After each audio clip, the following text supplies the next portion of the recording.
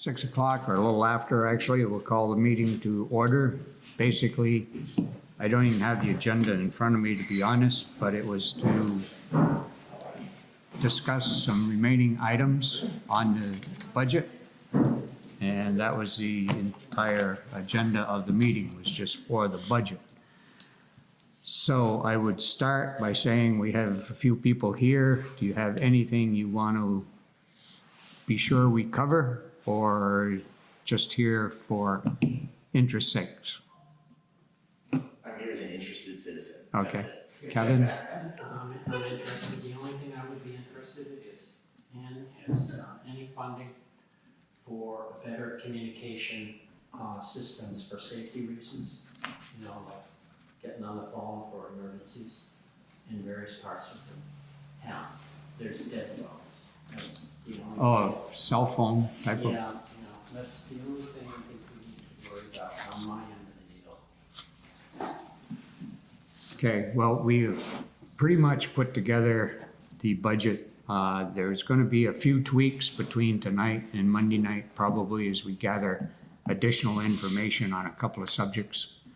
But we're not talking thousands of, well, maybe a couple $1,000s or something like that, but we're not talking tens of thousands of dollars changes between tonight and Monday. So basically, in going down through the budget, you don't have your town reports with you, so you're not going to be able to follow that along either. But our income that we have projected as of right now is up just about $24,000 from the income projected last year. Part of that is the beginning balance. It's $10,000 higher. We've always run with a fairly good starting balance, so we put a little bit more into that. The current use is up about $12,000 this year from last year. Just going down through and hitting the highlights. Interest in the checking account, we're up about $3,000, or projecting to be up about $3,000 from what we budgeted last year, because interest rates are not good, but they're better than they have been for the past few years.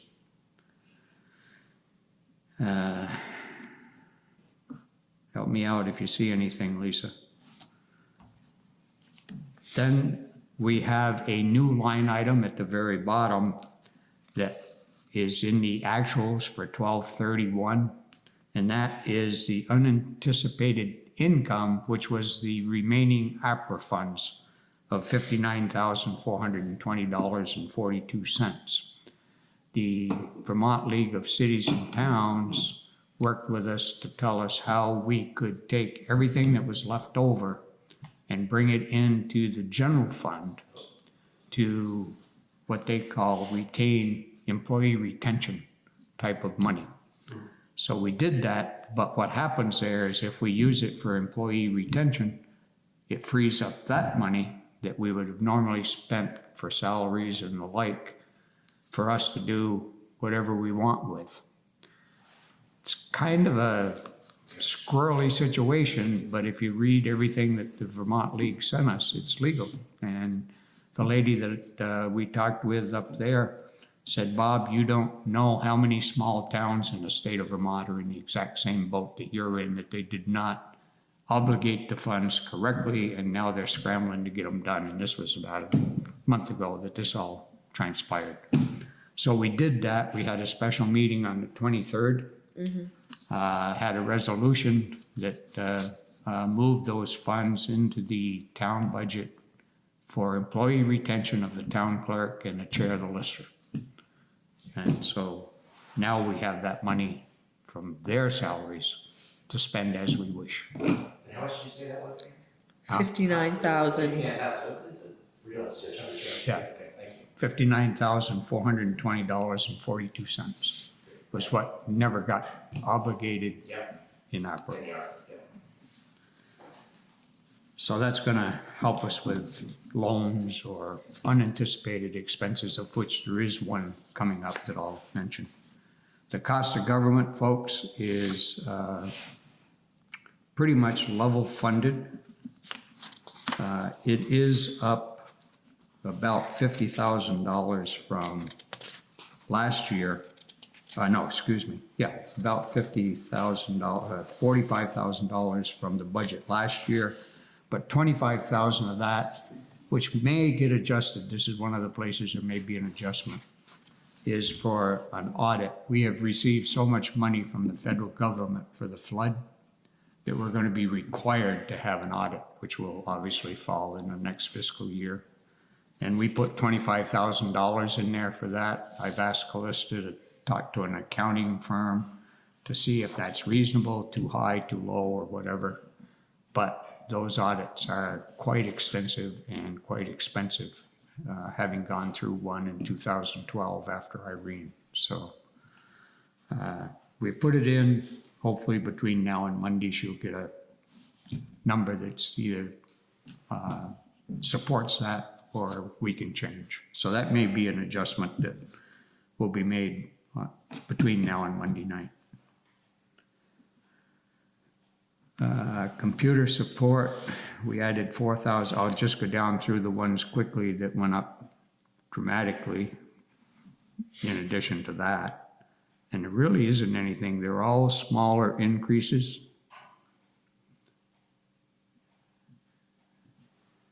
In fact, I'm not seeing anything that jumps out other than computer support of $10,000 versus $6,000 a year ago. All the rest of them are 500 here, 1,000 there, etc.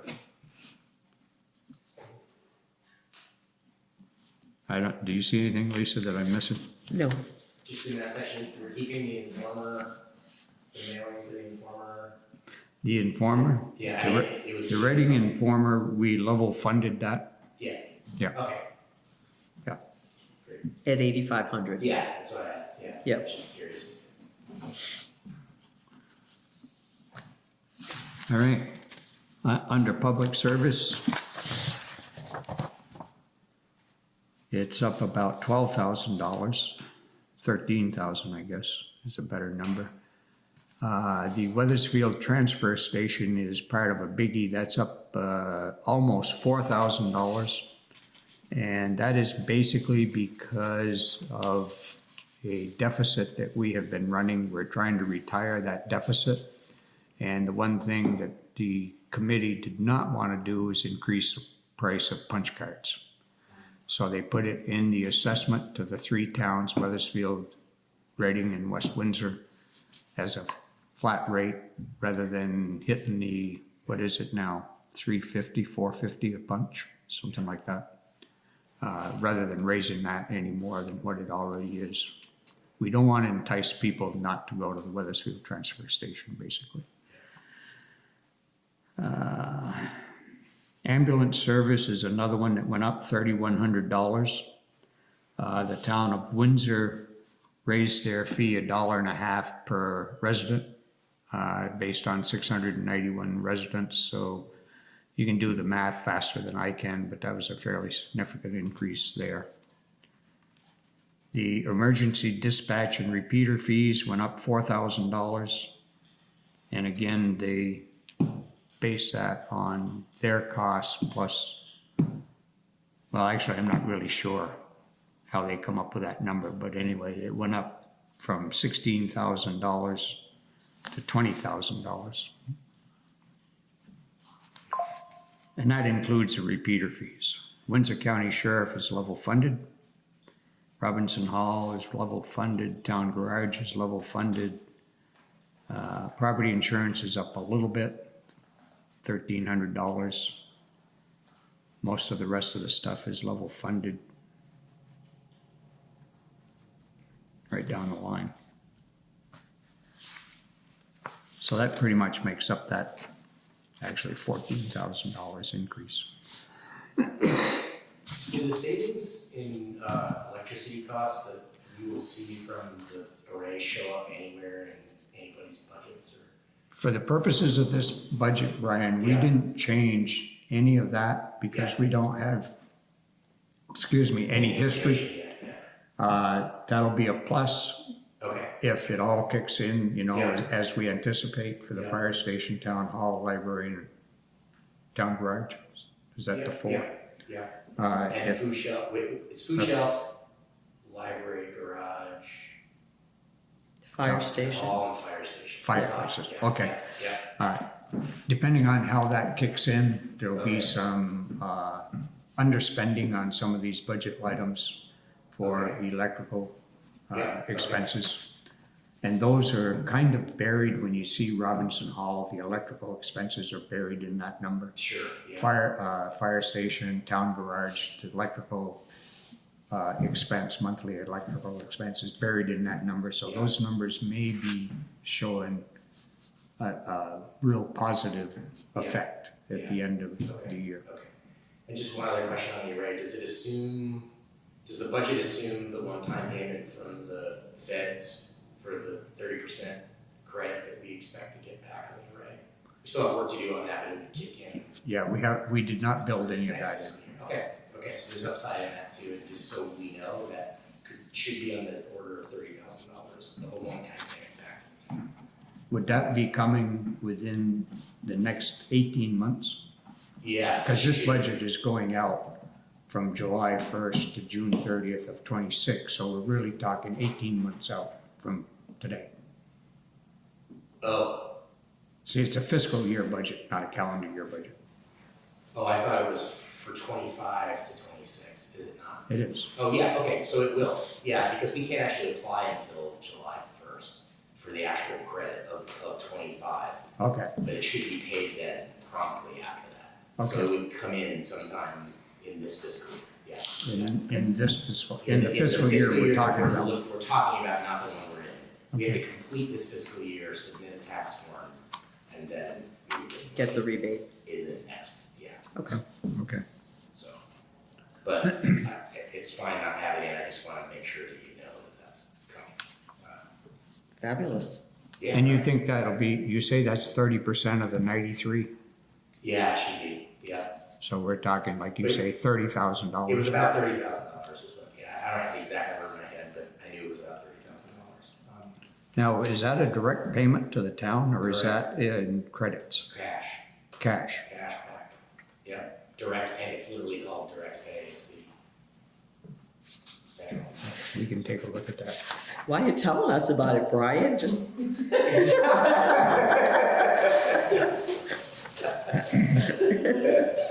Yeah, not direct pay to me.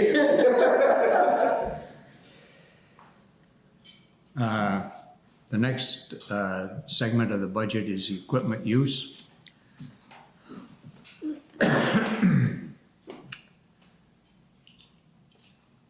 Reading down through this, we are up $7,200 in that particular account. One of the big things is, I hate to say this, but I have to. It's the brand new truck that we just bought. The truck number one, the 2024 International, from the previous amount, that is up $5,900 by itself. However, in the period of time between now and the end of this budget, we will be required to put on some new tires. No question about that.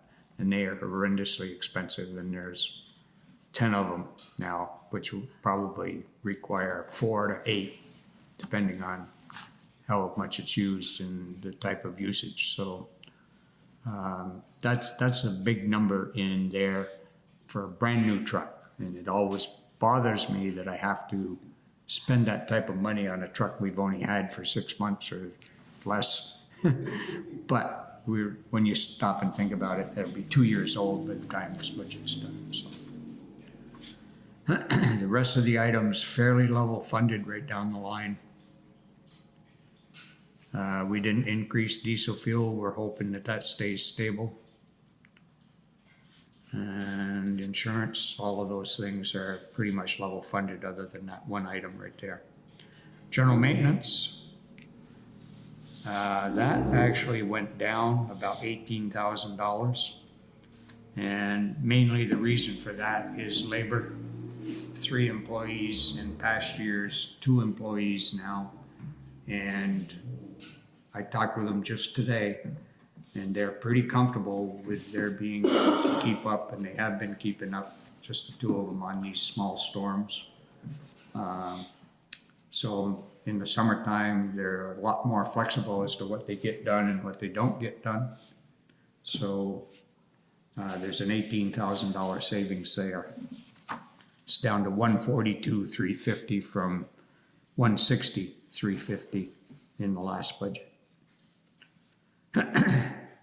Winter maintenance is basically level funded. The prior budget that we're in right now is $146,300.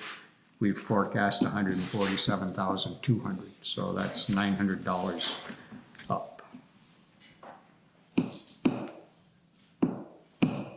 And not sure I'm seeing where that is.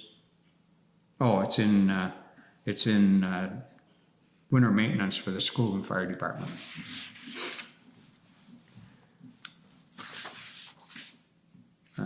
No changes in the other highway area of things like retreatment, dust control, bridges, and things like that. It's up $2,000. And all of that is in culverts and bridges materials. Our culvert prices have skyrocketed, so to stay level, we're going to and keep changing the ones that need to be changed. It's going to cost us a little bit more money. Fringe benefits are what they are. Not much we can do about those. Social Security, vacations, health insurance, workman's comp, all of those insurances. However, again, that is down 32, 13, 45,000. Am I doing the math right, Lisa? That's down about 45,000, basically due to being 2 employees rather than 1. 3, excuse me, being 2 employees rather than 3. Just for Big savings in health insurance. No, I know the total, it's yeah. Right, going from the 113,250 to the 68,330. The short-term loans and lease, I just found out yesterday that the way the bank structured these loans is that the principal and interest remain the same over the period of the loan.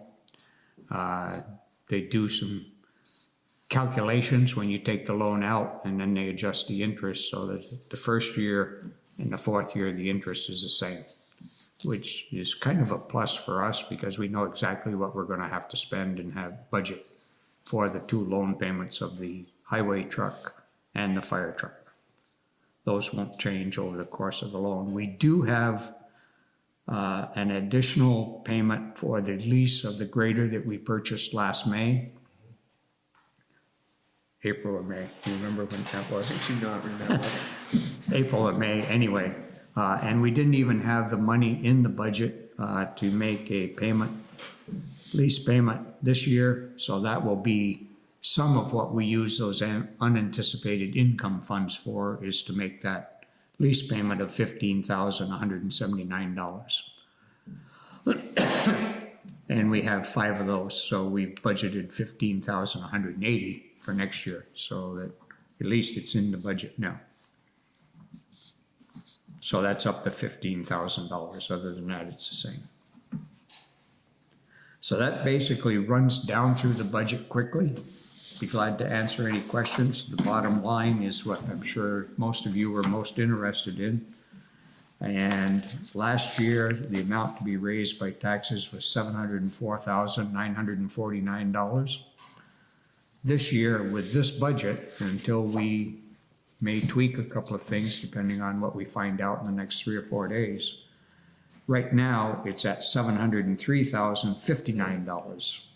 So it's down $1,900 or thereabouts, but that could go away or remain somewhere near the same depending on what we find out specifically about the audit and some other things.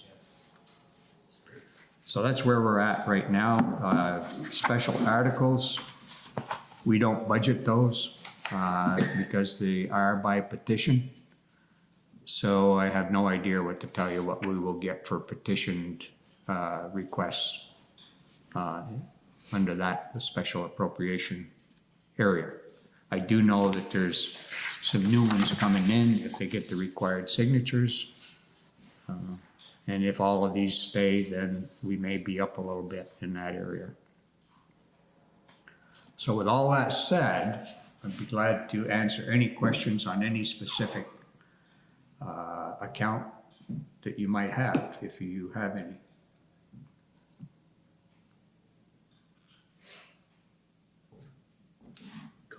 Yeah, okay.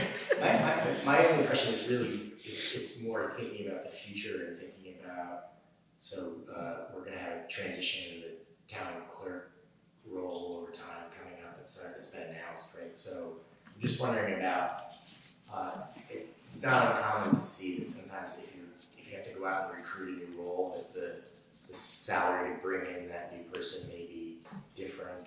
And sometimes organizations try and kind of creep up towards that, so it's not a big shock all in 1 year.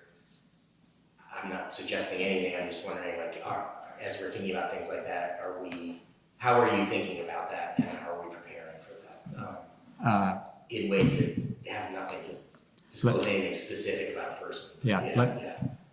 Let me back up just a little bit. Yeah. This coming year, there's going to be 2 petitions put in by the select board on the warning to change the listers and the auditors to a hired position. Okay, that's a start. John Fike has got 1 year left on his term. Neil Murhead is the other lister, and he is choosing not to run again, so we would be down to 1.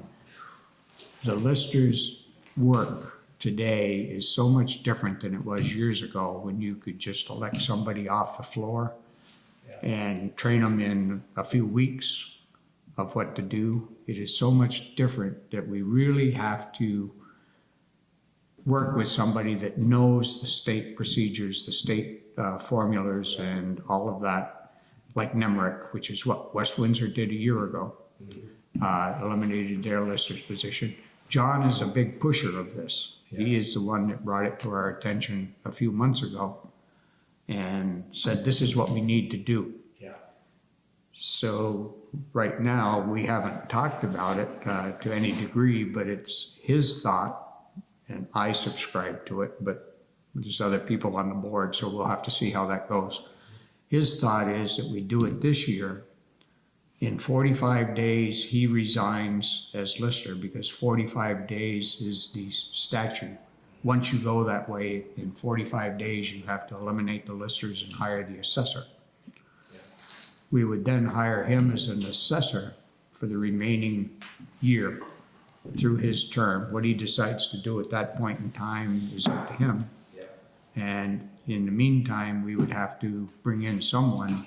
He suggested Nemrick, which is what West Windsor did, exactly the same thing, to be the person that maintains the programs and the formulas and that type of stuff, and then hire a lister's clerk to do the day-to-day paperwork. So that's the listers. We have the exact same problem with the auditors. We are down to 1 already. Nobody's come forward in all of our advertising that we need an auditor or 2 to volunteer. And the one that is in there is up this year, and she has said she's not going to rerun for office. So those 2 articles will be on there to hire, the select board to hire a person to fill those particular roles. Both are relatively simple if it works out. Auditor, obviously, you hire an accounting firm of some sort to do random audits, I assume. And the lister, we would hire John to get us through the next 12 months and then go from there. So going back to the town clerk, there is a lady that has been training with Callista for several months, Yeah, probably since several the end months. of the summer. young lady. She seems to be very excited about the position. And Lista has 1 year left on her term. So we have talked about maybe that is another position where we should be hiring people, because the town clerk and treasurer's job is considerably different, especially the treasurer's job is considerably different than it was 20, 30, 40 years ago. So in the next 12 months, we'll have to talk about how we're going to handle that transition. They have some thoughts in mind. They haven't expressed them officially, but through the grapevine, I've learned what they're thinking, and that would be 2 people, but 2 days a week each. But I don't know. I don't even know if that's totally true as to what they want to do, but that's where we're at right now. Thank you. That actually, and I appreciate the broader answer, because that really was what I was asking. It was the only one I could put my finger on. That's really helpful. Thank you.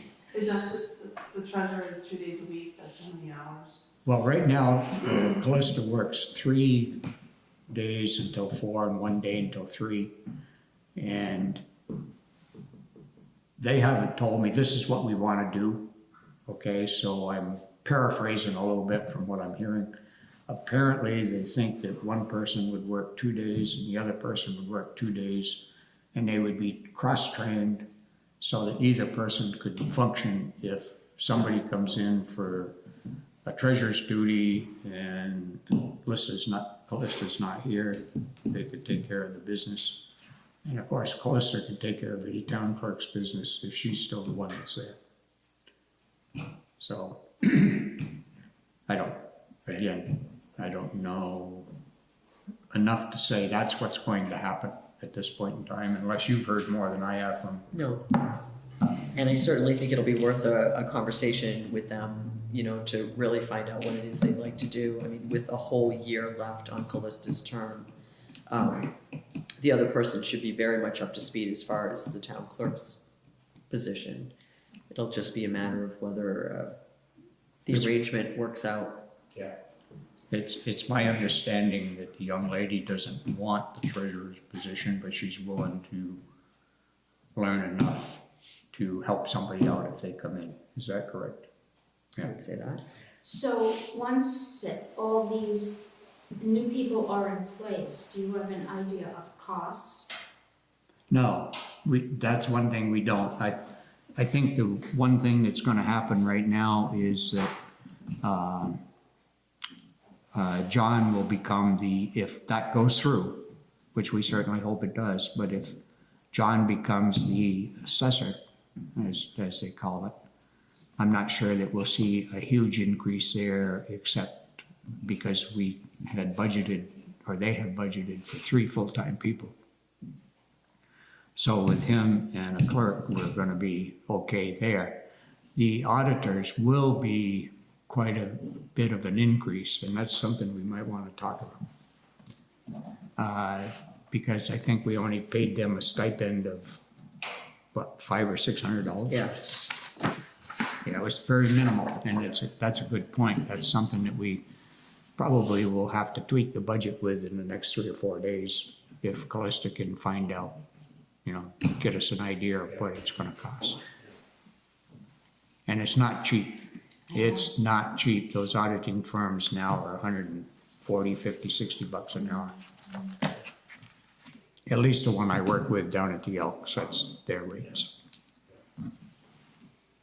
I don't see, I mean, it might be one of the same firms. I'm not going to make any suggestions because I don't want to get in the middle of that. But I work with 2, and they're both in that ballpark. Yeah.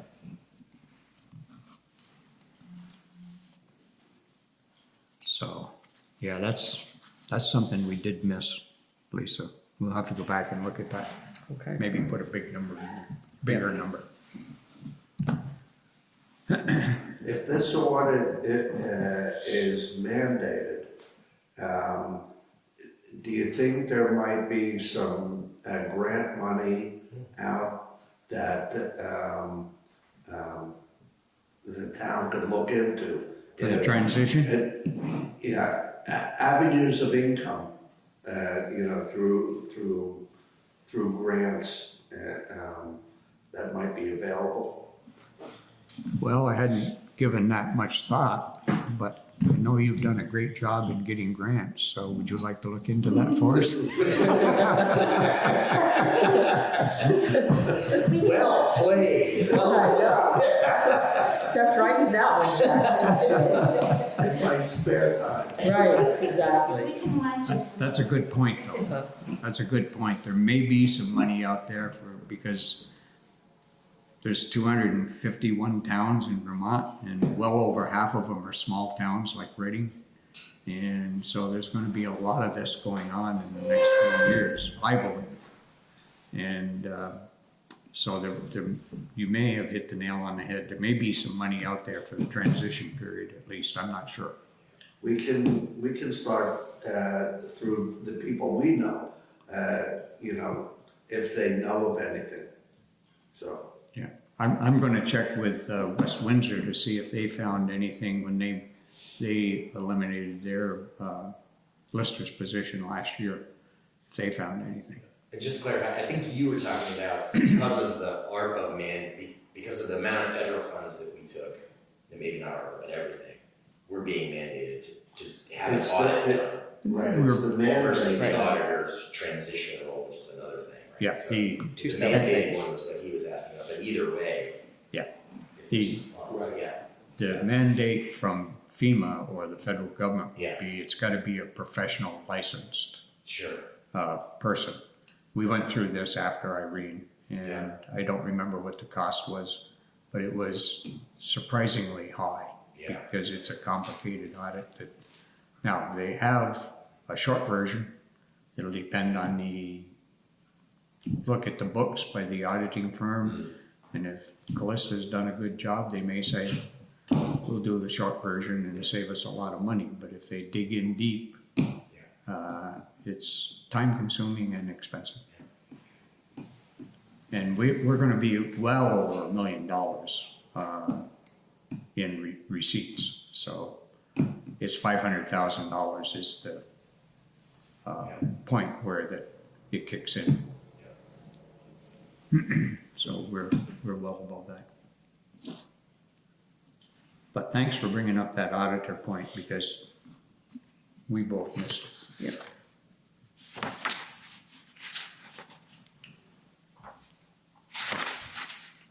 Right now, where are you? Right there. What line? You can tell them the number that we put in What the line budget. is it? It is line Oh, I see, 107. 108. Yeah. Auditors, we have budgeted $150. That's an hour. It's a bargain. Yeah. Clearly, it won't be that in the end. Yeah, that's a huge gotcha. Okay, anything else you'd like to bring up, discuss? We'll be back on Monday, hopefully be able to make a motion. This is the final budget and this is the amount to be raised by taxes, and Callista and Esther can move on with the town report. I know it's probably not in your budget, but any idea of school taxes? No. This year, at the end of the report, we put them in here just for informational purposes. This year, we paid the school $2,329,920, up from $2,029,029. So it's up about $300,000 this year. But there is no payment to the state, so there's $34,000 that we didn't have to make. However, John Fike was just talking about it. There has been some sort of a calculation, I guess is the best way to put it, with our coefficient of dispersion. And he's very concerned. He says it appears like Reading is going to benefit, but he says, I can't get anybody to tell us that for sure. And he's written a letter to, who did he say he wrote the letter to? Property Evaluation and Review or something like that? Yeah, perhaps. Yeah, asking them, here's my formula and here's my thinking, am I correct? And he's waiting for an answer on that. He said, if I'm correct, it's gonna be a benefit to Reading. If I'm incorrect, I'm hoping they'll tell him, he was hoping that they were telling where he went wrong. So, no, we don't have any idea, Jack, basically.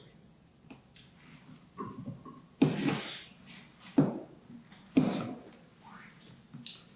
Kevin? Yeah, so on the transfer station, the people that have private, rubbish service, they're essentially paying residents for their service. Is that correct? Yeah, it's that number, that 20, whatever that number was, $27,000 is part of the tax rate. That's about $0.015 on your tax rate. And it's assessed across the board.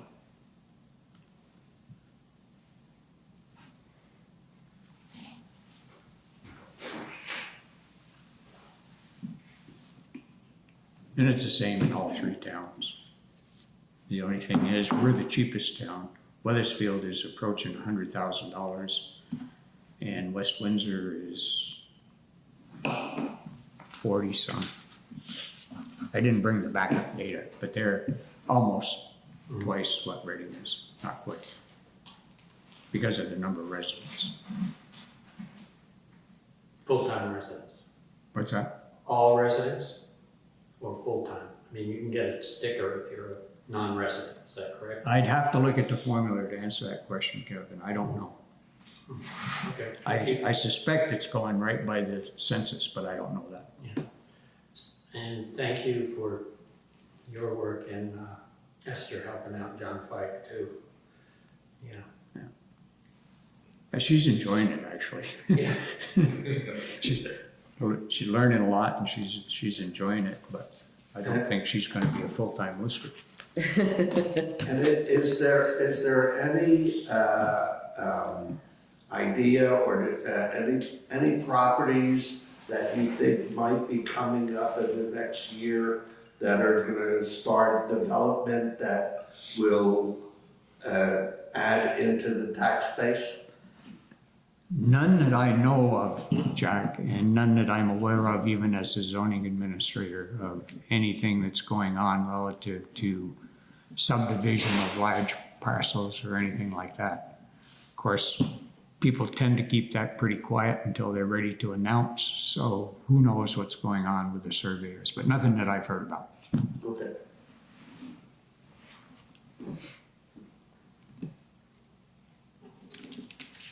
Hopefully you'll all plan to be here on Monday night as well. We are getting the 90% presentation on the wastewater. So Oh, yeah. there'll be a lot of interesting information. So just to add to that, I signed up through BLCT to do these seminars on how to get grant money for the wastewater project. So I'm signing up for that as well. You could do it. Yeah. Yeah, hopefully it will. Hopefully there's money there. Hopefully there's money there. Yeah. It's going to take some. It's gonna take some. I will, to your question earlier, Jack, I will check with West Windsor, who transitioned from an auditor to an auditing account, and see if they found any place to get some funds to at least break the initial cost. I'll see if they did, why we'll follow up. Great.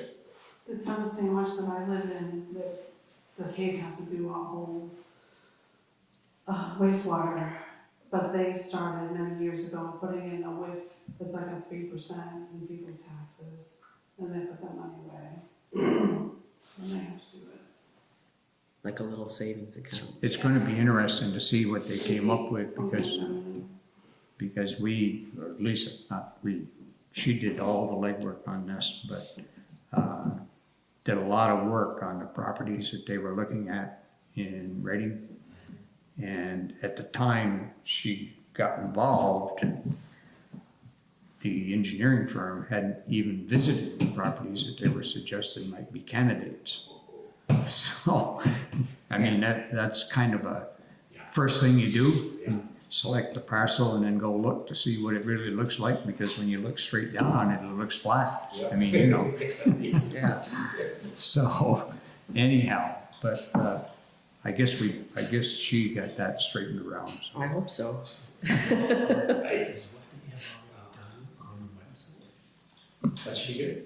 Good to hear. I can't wait. I'm Yeah. very excited to hear it. I mean, Yeah, that's good. it's been a long time coming as well, so Yeah, hopefully it has a lot of good information. great. Good. Thanks for helping along. Sure. So Lisa, where does one find what Dufresne? It's not. Du Bois and King. Du Bois and King. It wasn't. I have an acronym for that, but anyway, Du Bois and King has a report or several. Are they on the website, the Reading website? I thought the last one had been posted on there, Kevin. I'll have to take a peek at it myself, because I thought Callista had said that she had put it on there. The 30% report, The last one, that was a 60. 60. Because that was back in what, September or October? Yeah, they handed out a big. They had the packets as well, but I thought that it was on the website. If not, we can certainly have that. I don't see why it would be a problem. After Monday, we can go right to 90. It is, the 60% is on there? 60% is on. Thank you, Presented Brian. July 8th. Oh gosh, it was that long ago? Yeah. Wow. I was going to say we can go right to the 90% after Monday, maybe. Yeah. What's the other 10%? I don't know. That's what I think that's what we'll find out on Monday. Maybe they'll give us 100%. It's in your inbox. It is? Mayor C. Will Crew. Thanks, Brian, Absolutely. for being a facilitator. Absolutely.